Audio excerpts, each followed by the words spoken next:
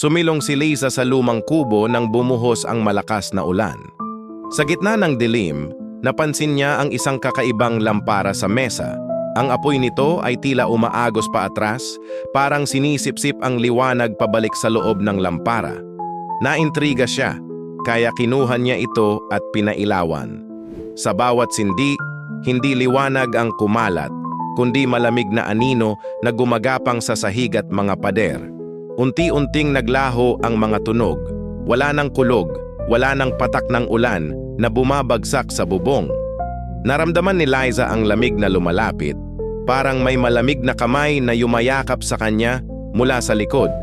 Pilit niyang ibinaba ang lampara, ngunit parang dumikit ito sa kanyang palad, hindi niya ito mapakawalan. Sa salamin ng bintana, nakita niyang hindi na siya nag-iisa. May maitim na anyo sa kanyang likuran, nakangiti ng malawak, mga matay naglalagablab ng itim na apoy na tila sumisindi sa kadiliman.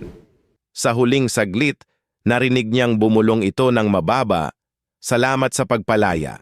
Biglang nilamon ng anino ang kanyang katawan at ang lamparay muling napalitan ng apoy, ngunit ngayong gabi, hindi na ito nagsisilbing ilaw, kundi balon ng walang hanggang dilim na naghihintay ng susunod na biktima.